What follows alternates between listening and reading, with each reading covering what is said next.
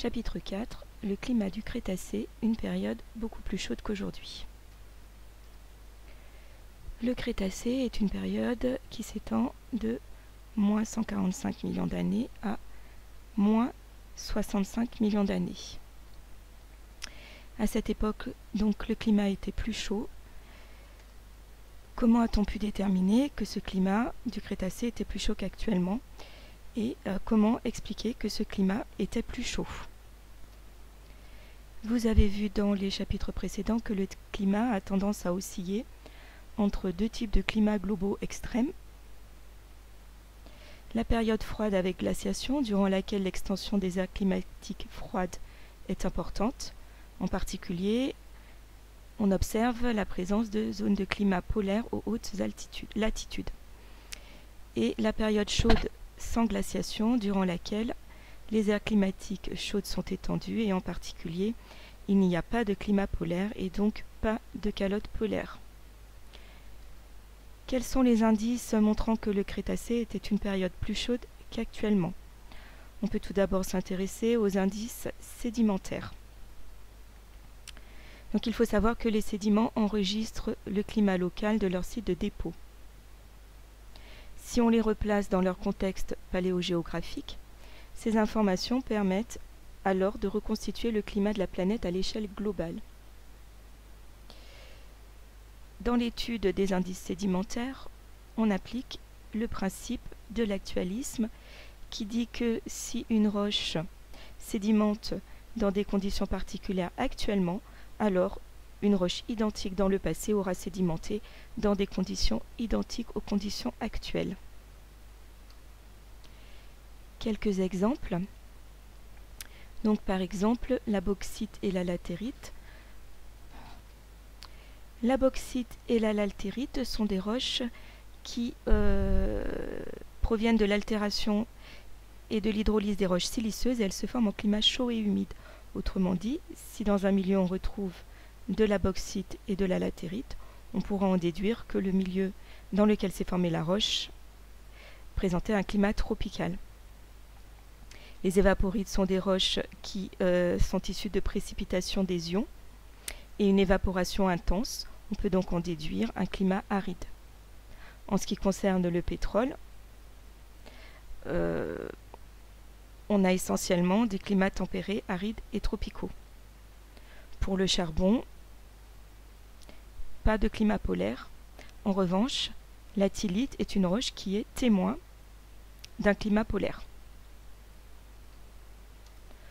On retrouve la répartition de ces roches sur un planisphère qui représente la position des continents au Crétacé.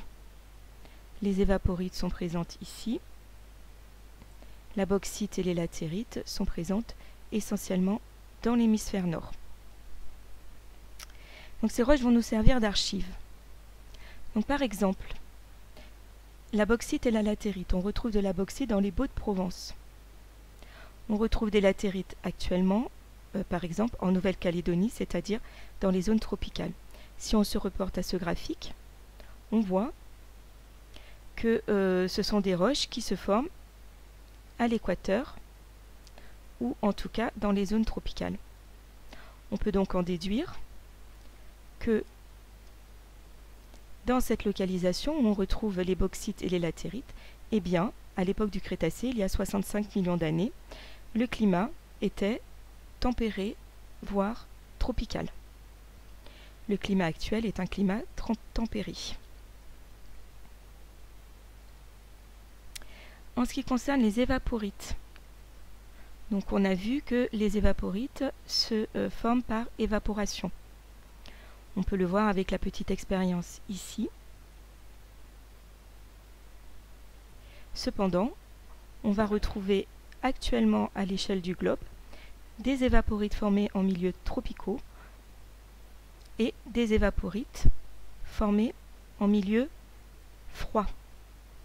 Autrement dit, l'évaporite est une roche qui est plutôt témoin d'une aridité, que cette aridité soit d'un climat chaud ou d'un climat froid.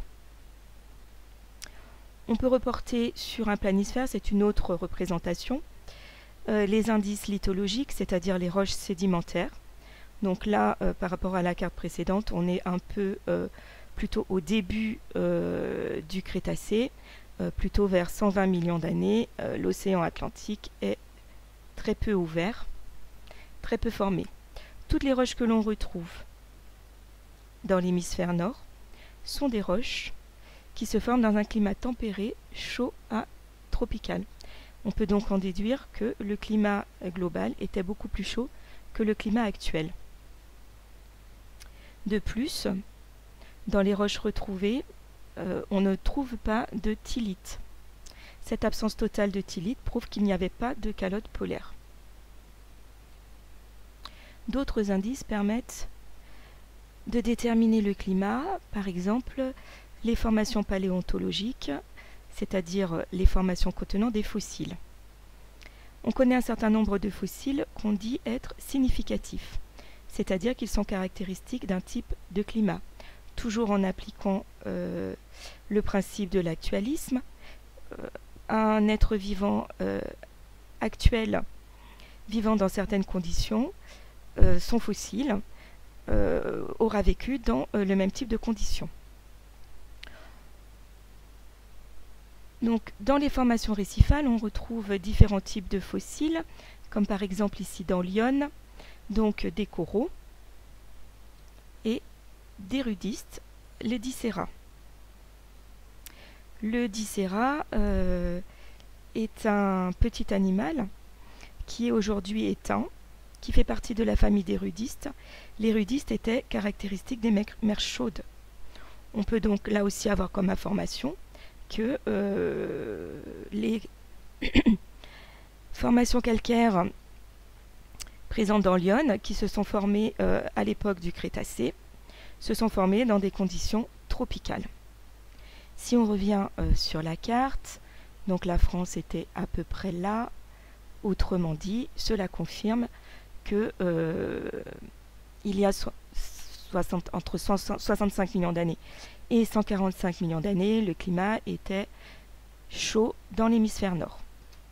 En ce qui concerne le fossile de corail, on voit qu'actuellement les coraux sont présents dans la zone intertropicale. Cela rajoute encore un argument en faveur d'un climat tropical dans l'hémisphère nord pendant le Crétacé. Dans les archives paléontologiques, on peut aussi s'intéresser à la flore. Alors, dans des périodes courtes, pour déterminer quelle était la flore présente, vous avez vu qu'on pouvait utiliser l'étude des pollens et la réalisation de diagrammes polliniques. Pour des périodes beaucoup plus anciennes, on s'intéressera à la paléoflore, c'est-à-dire la flore présente dans les fossiles. Donc là, on s'intéresse à la flore houillère de l'Hérault, donc en France. Dans cette flore houillère de l'Hérault, on va retrouver un certain nombre de fossiles. On reconnaît ici une portion de fronde de fougères. En particulier de fougères arborescentes que l'on trouve aujourd'hui sur l'île de la Réunion. Le deuxième fossile présent est une calamite que l'on trouve aussi à l'heure actuelle dans les forêts tropicales. La flore du passé montre que à l'époque donc du Crétacé, ici, les végétaux les plus représentés étaient les gymnospermes et les fougères. Il y avait très peu d'angiospermes. Les angiospermes sont les plantes à fleurs qui sont très représentées aujourd'hui. Donc tous ces indices témoignent d'un climat chaud. Les indices géochimiques, vous les connaissez, puisque il s'agit de la détermination du delta O18. L'évaluation des delta O18 témoigne d'un réchauffement. Je rappelle que plus le delta O18 de l'océan est bas et plus la température est élevée. Sur la carte, on voit que les mesures ont été faites en différents points assez éloignés les uns des autres, en particulier celui-là et celui-ci. Quelles sont les origines de ce climat chaud du Crétacé? Donc si on se replace dans les temps géologiques, on voit bien qu'il y a eu une alternance de climat glaciaire et de climat chaud. Le Crétacé étant ici, il débute par la fin d'une période glaciaire et se termine au beau milieu d'une période chaude. La cause principale de ce réchauffement, c'est le magmatisme. Si on regarde ce schéma, il nous permet de faire une comparaison. Donc on peut déterminer quel était le volcanisme du passé grâce à l'étude de portions de croûte océanique qu'on appelle les traps. Donc les traps, ce sont des étendues de lave empilées en milieux continentaux et on va aussi étudier grâce aux ondes sismiques l'épaisseur de la croûte océanique. Je rappelle que la croûte océanique normalement est épaisse de 6 à 7 km. Cependant, on retrouve des zones où la croûte océanique est très épaisse, de 30 km au lieu de 6 à 7. Autrement dit, c'est le témoin d'un magmatisme extrêmement important au niveau des dorsales qui a formé énormément de croûtes océaniques. Les traps en surface montrent aussi une intense activité magmatique. Si on fait la comparaison, donc entre l'actuel et les traps montrant les rejets passés, par exemple, on voit ici, il y a 120 millions d'années, donc on était au début du Crétacé, on a un volume de 44,4 millions de kilomètres cubes, alors que le Yellowstone, qui est le volcan le plus fournisseur de lave au monde actuellement, ne fournit que 2500 kilomètres cubes. Et on peut remarquer que cette activité est d'autant plus intense qu'on est au début du Crétacé.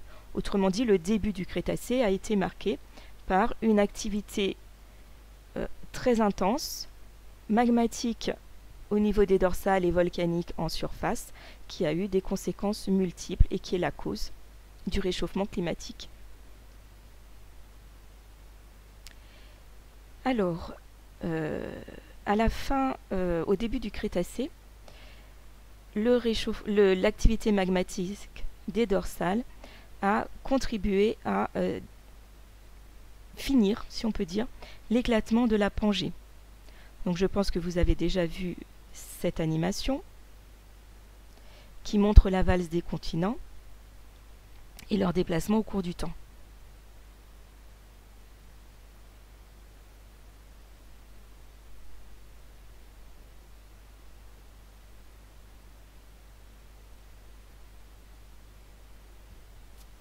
Le texte défile un peu vite, mais vous pouvez faire des pauses.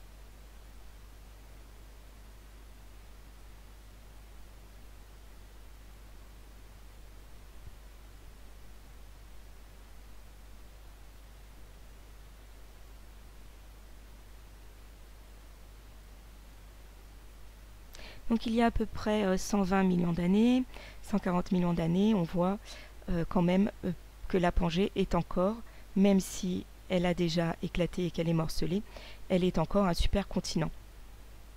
Et toute cette zone ici se trouve, forme une énorme masse continentale au niveau du pôle.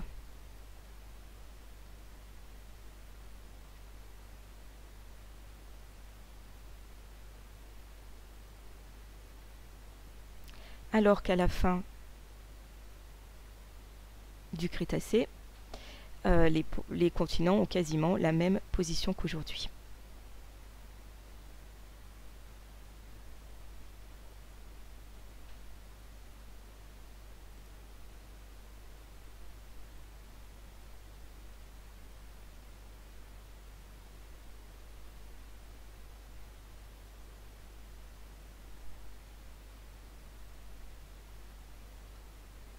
Donc, si on revient à ce document qui présente un petit peu les différentes étapes, cette énorme masse rocheuse continentale, ici au niveau des pôles, se retrouve moins présente, ici et là aussi, ce qui fait qu'il y aura en fait moins de continents pour qu'une calotte glaciaire puisse s'y déposer. Or, vous avez vu que la calotte glaciaire est le support de la glace et que la glace est blanche et qu'elle augmente l'albédo. Autrement dit, s'il y a moins de superficie pour une calotte glaciaire et qu'il y a moins de calotte glaciaire, alors l'albédo va diminuer, et si l'albédo diminue, alors la Terre reçoit plus d'énergie solaire, ce qui aboutit à une élévation de la température. Le deuxième facteur modifié par le magmatisme, c'est le taux, et non pas la taux, le taux de dioxyde de carbone atmosphérique. Ce graphique montre l'évolution du dioxyde de carbone dans l'atmosphère. Donc on laissera tomber le début qu'on a déjà vu dans un chapitre précédent, le premier chapitre. On va regarder ce qui se passe au Crétacé. Et à l'époque du Crétacé, donc moins à l'époque de sa formation, donc de son début, c'est-à-dire quand le climat devient chaud, eh bien on voit que ce climat, cette période est marquée par une très forte augmentation de la teneur en dioxyde de carbone dans l'atmosphère. Cette augmentation de dioxyde de carbone dans l'atmosphère va avoir une influence sur l'effet de serre, une augmentation de l'effet de serre et donc une augmentation de la température globale et donc un réchauffement. Et donc en résumé, si on veut mettre en relation toutes ces informations,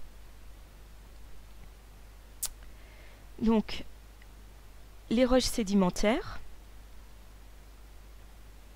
en particulier les roches calcaires, du fait du réchauffement déjà entamé à cause du magmatisme, le niveau de la mer va augmenter énormément puisqu'il va gagner à peu près 300 mètres. Cette augmentation du niveau de la mer va intervenir sur les roches et aboutir à une altération et une dissolution des calcaires continentaux et donc à une précipitation massive des carbonates dans l'océan.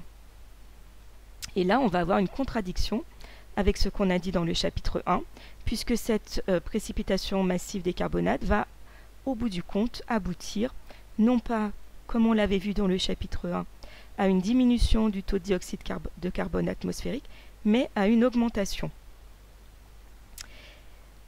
Cette contradiction, en fait, elle s'explique par le fait que l'océan n'a pas non plus une capacité éternelle, infinie, à capter le dioxyde de carbone atmosphérique et à permettre sa précipitation en carbonate.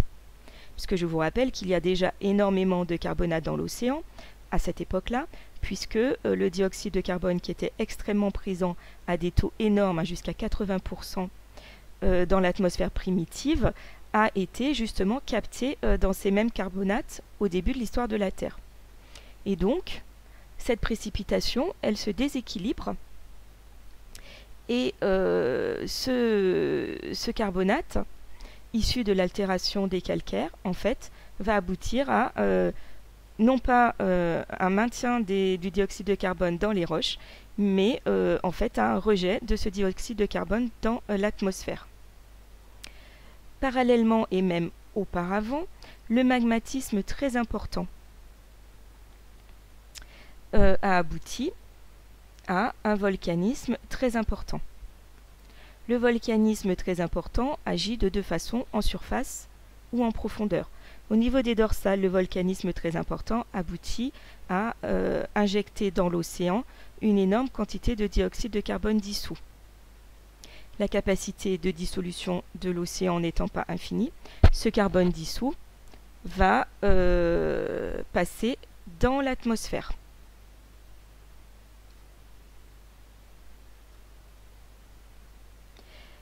À ce carbone dissous passé dans l'atmosphère s'ajoute le dioxyde de carbone qui est directement injecté dans l'atmosphère par l'activité volcanique terrestre extrêmement importante.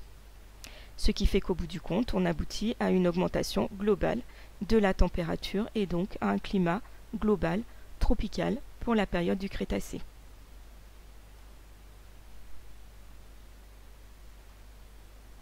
Les variations climatiques, d'une façon générale, sont multifactorielles. Et là, on ne s'intéresse plus au Crétacé, mais de façon générale.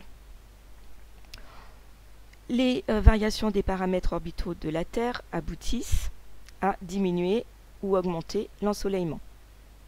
Si l'ensoleillement augmente, alors on aura une augmentation de la surface du globe qui va... une augmentation de la température, pardon, à la surface du globe qui augmente. Si cette température augmente, alors on aboutira finalement à une augmentation de la précipitation des carbonates qui va augmenter le taux de dioxyde de carbone atmosphérique. Cette augmentation du taux de dioxyde de carbone atmosphérique augmente l'effet de serre qui va donc augmenter la température à la surface du globe et on a un effet d'emballement.